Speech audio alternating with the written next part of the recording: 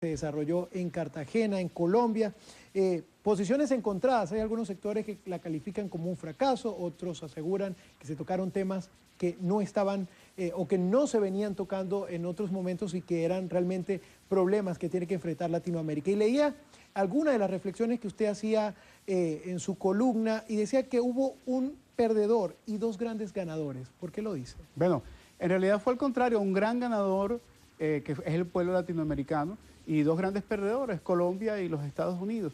Entre otras cosas, porque esta cumbre que tenía como objetivo fundamental, o sea, la cumbre nace, María, es importante decirlo, en el año de 1994 con el objetivo fundamental de generar un espacio de comercio impulsado desde la OEA, que tenía como objetivo final el generar un tratado de libre comercio de las Américas, la ALCA, la llamada ALCA, ¿no?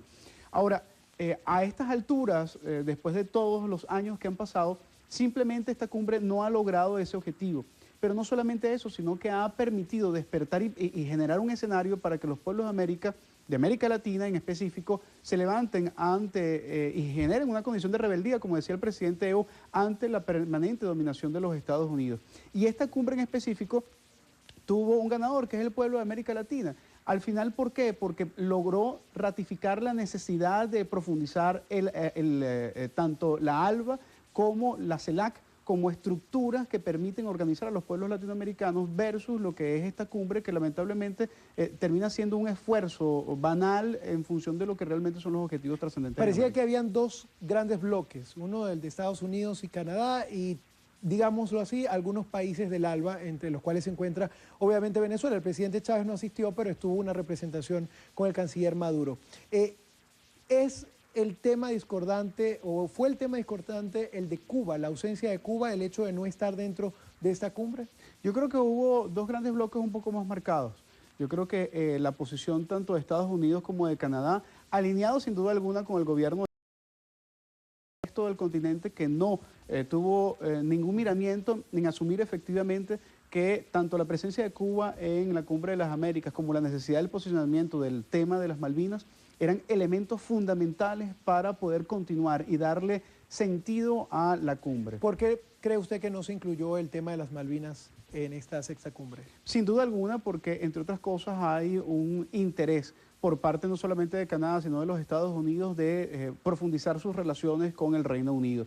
En ese sentido es más que evidente la incidencia del Reino Unido, que además recordemos que es la representación de Estado oficial por parte de Canadá. Recordemos que la reina de Inglaterra efectivamente es la representante del Estado de Canadá y eso es una cosa irónica. Fidel Castro incluso lo asomaba en relación con el hecho de la contradicción de que no esté Cuba presente con representantes que efectivamente tienen un interés estrictamente latinoamericano y caribeño versus una Canadá que tiene intereses más allá de América. Pero el presidente Obama decía que él estaba abierto a asistir a una cumbre de las Américas donde estuviera Cuba, de acuerdo a su juicio. El asunto es que Obama y los Estados Unidos, aún a pesar de criticar que el resto del continente se quedó en la Guerra Fría, quienes están todavía en la Guerra Fría y en las concepciones de Guerra Fría, en la diferenciación entre comunismo y entre la democracia, entre comillas, en la concepción liberal, es Obama y los Estados Unidos. En Cuba hay una forma de gobierno que está sustentada sobre el reconocimiento de su propio pueblo y en ese sentido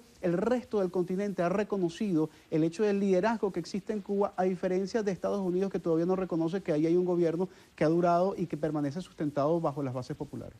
Pero hubo consensos en algunos puntos, por ejemplo, la lucha contra lo que sería la delincuencia organizada transnacional. ¿Usted cree que hubo algún avance en alguna materia en específico que pudiese resaltarse en esta Cumbre de las Américas? Hubo la necesidad del presidente Santos de generar algún tipo de documento que mostrara o tratara de disimular el fracaso contundente de la cumbre en este sentido. Lamentablemente la cumbre no fue exitosa en cuanto a los objetivos.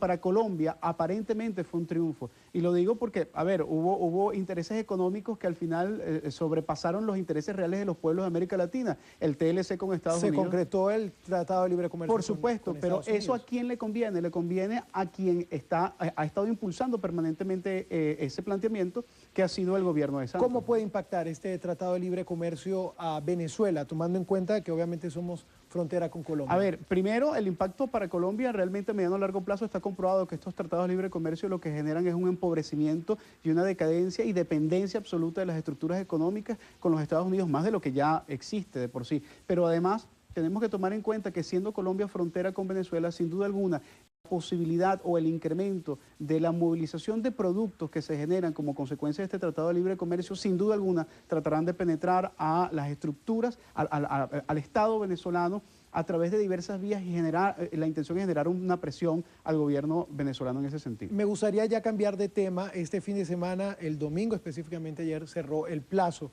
establecido por el Consejo Nacional Electoral para los nuevos votantes que se quieran inscribir en el registro electoral y aquellas personas que querían actualizar. Hay un titular, por ejemplo, en el Universal que dice que estiman que 1 millón de votantes quedó fuera del registro electoral. ¿Qué lectura tiene usted de este proceso? Algunas organizaciones aseguraban o pedían al CNE que se extendiera el plazo al menos hasta el 22 de abril, sin embargo este plazo no fue otorgado. Siempre la lectura interesada y la posición genera diferentes ópticas. Yo podría decir que más de 18 millones de personas están ahora en el registro electoral. Creo que es un elemento resaltante. En todo caso, siempre hay un error estadístico, siempre hay un margen en donde la gente puede decidir no inscribirse y sin duda alguna termina siendo incluso una opción. Ahora, fueron 9 meses del proceso de registro electoral y aún cuando vimos unas colas de comunales los últimos 2 días, era evidente, uno pasaba por las estaciones del metro y observaba los puntos vacíos. Es un problema también de conciencia ciudadana, pero que creo que tendrá, el resultado es una repercusión positiva, porque aún a pesar de que quizás sea 1 millón de personas que no esté registrado, es mayoritaria la cantidad de personas que han demostrado su fe para votar. Ya para finalizar, falta, bueno, muy poco, 6 meses para estas elecciones presidenciales. ¿Qué expectativas ve usted en la calle? ¿Cómo está el tema de las encuestas? Hay algunas mediciones que ubican al presidente cerca del 60%. Veíamos recientemente también unas que publicaba Pablo Pérez, unas mediciones que se hicieron, por lo menos en el estado Zulia, que tenía una aceptación Enrique Capriles del 54%. Hasta ahora, ¿cómo ven ustedes el tema de las encuestas? Hasta ahora son 7 encuestas con alguna connotación nacional que dan y reconocen que el presidente de la República, Hugo Chávez Frías, está encabezando las encuestas. El margen, por supuesto, va desde la diferencia de 3 puntos hasta una diferencia de 30 puntos.